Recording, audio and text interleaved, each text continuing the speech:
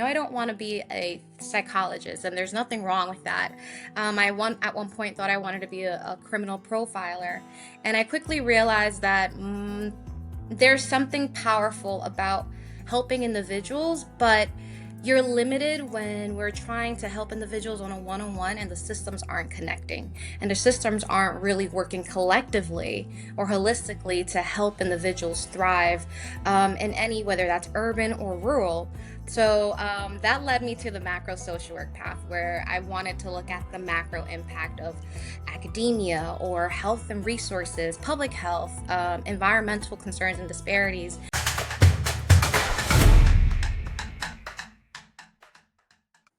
Hey, everybody, and welcome back to the Grow Healthy, Help People podcast, a podcast that Accordis puts on. We love talking to our nonprofit leaders and hearing more about what they are doing in their communities to make a difference and see some change. So today, I am so excited to be here with Zoraida from the Sustainable Business Network of Greater Philadelphia. How are you today?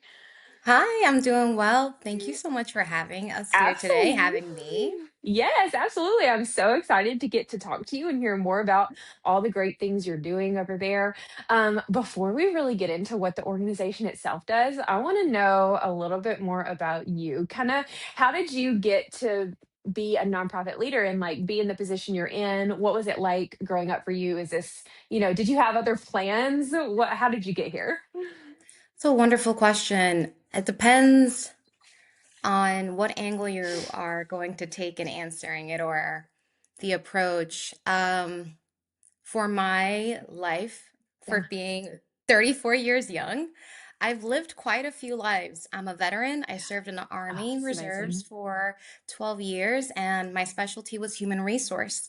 Um, I also have a master's degree in social work and a bachelor's in psychology that focused on the neurobiomechanics and the neuroreceptors and connectors of the brain.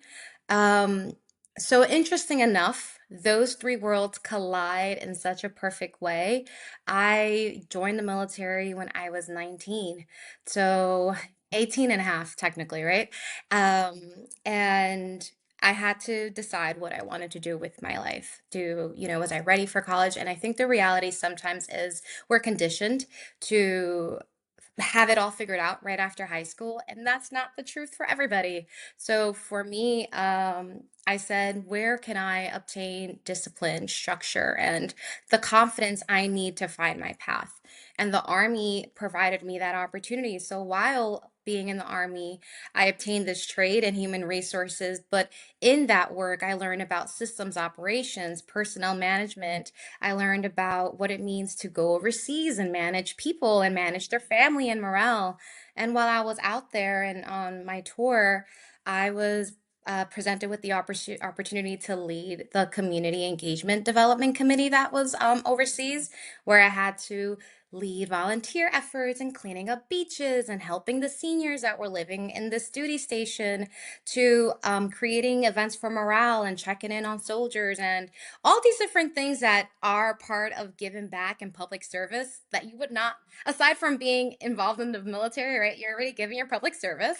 That opportunity allowed me to know what it meant to be involved in social services. And I grew such a deep love, and I'm like, I think I know what I want to do. And in that path, I was already in pursuit of obtaining my bachelor's. So I'm like, what am I going to do with this bachelor's degree in psychology? I know I don't want to be a psychologist, and there's nothing wrong with that. At one point thought I wanted to be a criminal profiler, and I quickly realized that there's something powerful about helping individuals, but you're limited when we're trying to help individuals on a one-on-one and the systems aren't connecting and the systems aren't really working collectively or holistically to help individuals thrive in any, whether that's urban or rural. So that led me to the macro social work path, where I wanted to look at the macro impact of academia or health and resources, public health, environmental concerns and disparities, and how all these different limitations or issues that are not necessarily a part of your world when you're managing your things, the way I saw it is, if we're leaders in this space and we're individuals who understand how these systems work, it is our job to make sure that these systems are working collectively while others are helping these individuals thrive so that holistically we're going to create this change. So I kind of blended all those three worlds, if you will. And in that, during that tenure of experiencing life, having a different military career, obtaining my degree, I was working as a case manager. I started doing a lot of community events, community development, major cleanups in neighborhoods in Philadelphia. I also was able to move up pretty quickly, where I was able to help a local nonprofit focus on soccer and life skills transform a rec center and give community members the power that they already had to reclaim a space that was theirs by letting them know, like, this is a pandemic and there's many risks that we can manage. How is it that we allow you to transform this community and this space for consistent usage for the children in this area? So my whole approach has always been, in anything that I do, is I'm not the expert of people. I'm not the expert of individuals' life. I have my own lived experiences and my own limitations, backgrounds, and traumas, but it's not my job to enforce and implement my way of doing things. I just have the skill set and opportunity to build community because of access and privilege to education that others may not have had. And I use that to share my knowledge and then say, here are tools, figure it out, and I will be here to help you make this something sustainable. So somehow, some way, I eventually winded up working with the EPA, and I again continuous moving up. I moved, created my own business to be able to help local nonprofit organizations and local individuals who are thinking about being an entrepreneur or small business owners, essentially coaching them through what it means to open up their business or what it means to open up their nonprofit and or apply for a grant or apply for funding. Yeah. And that brought me into eventually being able to be the executive of the Wow. Sustainable Business Network of Greater Philadelphia. Wow. I mean, you are incredible. Like to be so young and like to have accomplished so much already. Like that you are so impressive and so incredible. I love that. I think Thank it's you. wonderful and you can really tell that what you are truly passionate about what you do, which and it just shines through, which I think is so important when you're in the nonprofit space. Like people need to see that passion in you to really want to get involved and make a difference themselves. And so, absolutely, I think Thank that's just absolutely you. incredible. So, tell us a little bit about what the organization does and the different programs you guys offer within the community. Of course. So I have the privilege of serving as the executive director of the Sustainable Business Network of Greater Philadelphia. SBN has been around for over 25 years, and the start and the inception of it was considering what it means to be a successful business while also creating impact for community. And the way that we thought about that was through the triple bottom line of people, planet, and profit, which is the original methodology of it. And through that work, the transition was prosperity.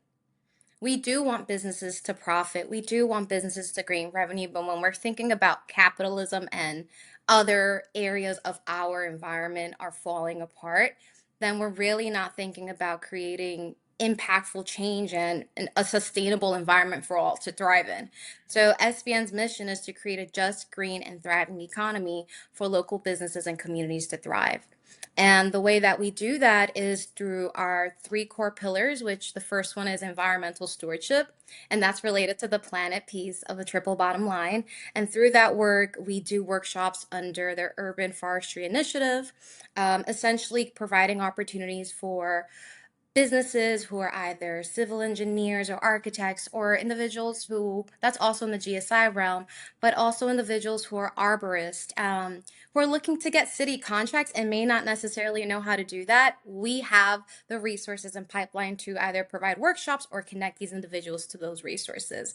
Um, we do work with green stormwater infrastructure, which is essentially how do we create green spaces and create more healthier ways for water to flood through and to be reduce the landfill and the pollution that's happening. And then we focus on business to planet. So essentially, is how do local businesses, specifically in the food industry, manage food waste or being able to use reusables versus plastic and reduce the amount of waste in the landfill. And then on the second pillar that we have is business growth and stability. And we offer workshops for financial literacy or economic stability and wealth. We also work, we have established two programs for cohort model support where local businesses are looking to essentially be able to dive deeper into what it means on business development and operations, sales management, being able to think about the human administrative part of it, cultural leadership development, which are things that not every entrepreneur inherently has. Because if you just went straight into making your business, there are different things that are missing to strengthen that. And in that same vein as making sure that we give them access to capital. So we're working with local banks to see how they can apply for grants or funding opportunity in that same wavelength as us having a pocket of money where we can either do a match savings program for them while they're learning about financial literacy or investment and savings and what that looks like for their business, or even pursuing other opportunities to see how is it that SBN can maintain funding so that if there's an opportunity for a pitch or an opportunity for a capstone, businesses can do that. And it's an easier way to access funding with less restrictions because that's what we're really all about. And then the third pillar is people, community, and prosperity is that third piece of the triple bottom line. And the way the prosperity piece works is thinking about when we think about a sustainable ecosystem, who is that we're talking about and who is not in that room, and that goes into minority owned businesses or lgbt, which is lgbtqa or veteran owned businesses. When we're thinking about individuals and community and what a human might look like, a functioning able human, and sometimes thinking about the individuals who have limitations with being able to do certain things, and there are resources for that, but oftentimes they're not seen as someone that belongs or is in our community, and they are working and capable of being able to support local businesses and pipelining those resources, not pointing fingers. It's here are some really cool ways that you can help your community members, employ them, help your business, but also be aware of these different issues. And in that same vein, it's thinking about um, how businesses are essentially powerful with the constituents that they're dealing with on a daily basis. There's research that has shown, based on what SBN also has worked along with, is uh, local constituents trust their local business more than they trust their local politicians. And I think that's so powerful because you're building relationships with people on a day to day. So, how do we remind these business leaders that you have an opportunity to get involved and help advocate for policies that are either harming you or policies that you can improve just based on your experience or what you're hearing in your community? So, it's really thinking about that macro scale of where your business can actually get resources, get involved, learn about different issues affecting community members if you're interested, and or learn about how you can be a better business or create impact. I think a lot of times we forget about um, the economic mobility that local businesses have and the power to do that. And through that work, if your business is thriving and you have over 150 businesses in your community thriving, that will change the economic landscape. It's going to help with taxes. It's going to help with bringing revenue in to create green spaces. It's going to help with the school system. So when we bring that concept in, I feel that people understand that they belong as a local business, that we have resources for them, but also on that background, we're not siloed or we're not working on our own. SBN is very much about bringing down the walls and reducing gatekeeping. Let's all work together. We care about businesses. So that's essentially how we've been functioning for over 25 years. We're truly, they how do I say they? Because I am new in the space, but from every person that I've spoken to, the feeling is the same about when you're in an SBN event or you are connecting with SBN members, because it's members as well. We have a strong group of members. Um, these individuals care about who they are, who they represent, their values, the community that they're making, and you feel like you belong. You feel like you can share your same struggles, and it's just really a really great space to be a part of. And it allows people to decide when you think and define sustainability. It's not one thing, it's one thing in all these other areas. And depending on where you fall in that line of the triple bottom or sustainability, you're great. We have a space for you. You can be a triple bottom champion, and that's amazing. But if you're just trying to figure out how to sustain yourself, your finances as an individual, we can help you, and or we can connect you to a resource. If you want your business to thrive and you want to help other businesses thrive and you just care about the art of staying in business and sustaining businesses, that's fantastic. We need that. And that's perfect. There's a space for you there. If you care about environmental sustainability, here are these different pathways, but through and through, there's a home here for you at SBN. Yeah, that's incredible. So, when I talk to nonprofits, or even when I think about the nonprofit space, I always think about how important it is for nonprofits themselves to really come together in unity, because we're all working towards one goal of helping others. And so, do you see that as the same in the business world, where you have all these different businesses working to achieve their own goals, but that unity between businesses is so important because they have each other to lean on and see what works and what doesn't work? Do you see that in this program, like that unity really matters? Yes, I believe I see it, and there are strengths in individuals that see that too. This is where the social aspect of things kick in for me. When you're looking at human behaviors and patterns, depending on how you're reflecting or you're healing or you're deciding what kind of leader you want to be and the responsibility that comes with that, it's very easy to not reflect on the scarcity mindset. And that is something that's very common even in businesses or individuals that are trying to go to the next phase, right? Yet let's say we come from limitations and then we move up and now we are this billion-dollar business owner, but we forget that. But we're still in that mindset of it's just me and I can't make room for somebody else because that means you're going to take funds from me. I'm still on that survival mindset, right? So when you think about that theory or that concept and you look at other leaders or you look at other organizations, it is something that's very valid. It's the fear of if I share a resource with you, I am now going to limit my success.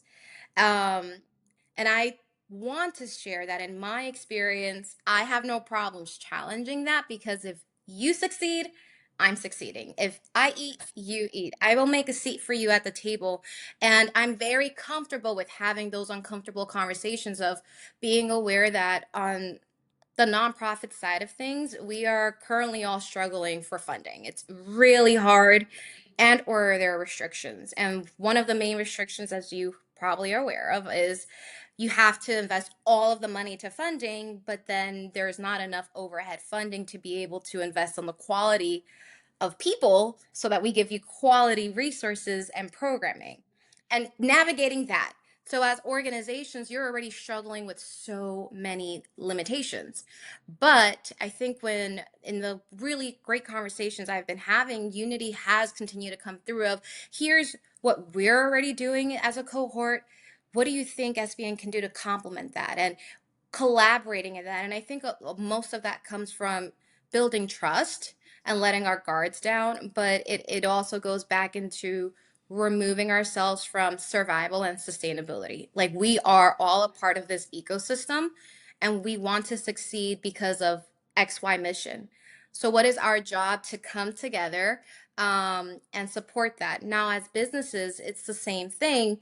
You may have multiple restaurants, and some of them have the same exact food that they're making just based on cultural or ethnicity. And I think the reality is coming together and seeing what's going well in your business. Maybe you're in a different neighborhood. There's always opportunities. And I feel the more people that are in higher positions have these conversations or share that they actually have a community because I think there's this idea that there isn't community behind businesses, or that they're not talking. And no, they are. They're just safe spaces. I believe that we start sharing some of these conversations, it would remove that culture of um, survival or feeling resistance and coming closer to unity. But I have full faith that we're getting in a better space and we're realizing truly we are, as corny as it is, we are strong together. How do we divide and conquer? What Yeah. are our strengths in this area? What is an opportunity for growth? And then also, what do I need to safeguard for myself? Right. And I think a lot of that leads with discernment, leads with confidence, but having transparent conversations, vulnerable, trusting conversations with people that you know are in your corner. Yeah, absolutely. So you touched on a little bit on funding. Would you say that funding is the biggest challenge in running a nonprofit for you right now in this time? I believe so. I believe, especially if there is new direction and strategy, there's definitely restrictions. There's new restrictions being applied to federal funding. There's also, depending on where you're at, and I think to an extent, it's not necessarily that it's who you know, even though we know through and through that line six, who you know will get you places, will open doors for you. I think some of that comes with trust and reliability. But when you are new in the space or you are a new organization coming up, you have to earn your seat at the table, which can be a challenge sometimes because you have something to prove. And on the background, I think when we get focused on that, we're losing out on supporting the people behind the mission that we're here. This is the work that we're here to do. We're here to support this mission. Let me prove to you that I can do the work, and we should be good. And I will say I've been in a really great position that that's not our situation, but having to cultivate new funding is limited when you are a small organization. I think that's the conversation maybe we're talking about here is if you are a major um, corporate like nonprofit with over 150 staff, you have consistent revenue, your organization can be going through some risks, and we're all seeing them, but it's still in a better position than a grassroots or foundational nonprofit that probably only has 6 to 10 staffs and none of them being development. So I think it's a very challenging time when you're trying to prove why you need someone in development to help get revenue. And in the same vein, trying to create quality programming that's not a competition to another organization that's doing the same work. Yeah, absolutely.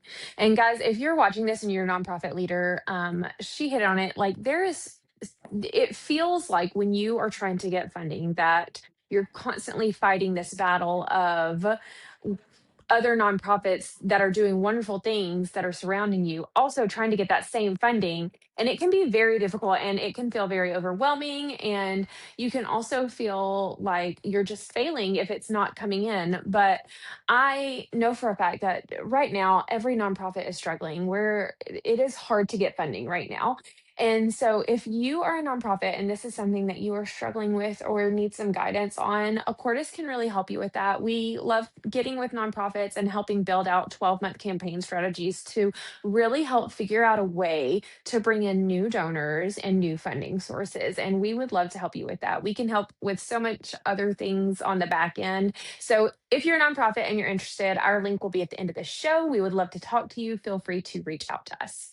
So tell me where you see you guys how you see growth in the next few years. Do you feel like you're on a good path, or do you want to see change in the near future? Yeah. So I'm very hopeful and I see great change in our future. It sounds like I'm reading I see such great change in our future. Yeah, But I do, and I really do. I see it. I love it. I believe in our mission. I believe in my team. Yeah, We have a small, scrappy team at SBN. yeah, And for the inception of SBN, it's been small and scrappy, starting with Judy Wicks, who was a business owner, and she yeah, brought in all these business owners and said, how can we be sustainable as a business? So it's something that's in our DNA.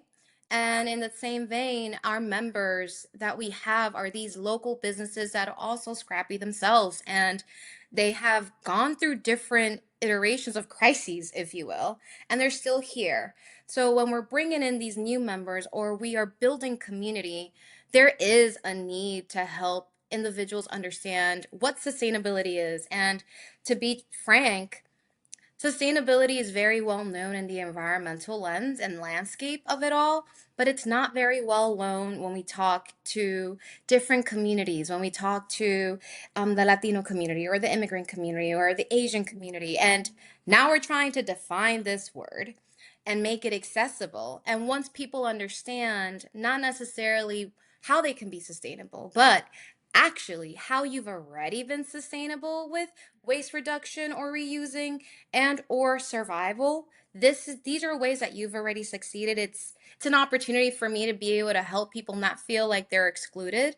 If anything, you're in this room, we see you, you belong, and now you can do more impact. And that is where my hope is leaning towards, of making sustainable and defining sustainability in a space in a way that is a household word, but also something that we can all do.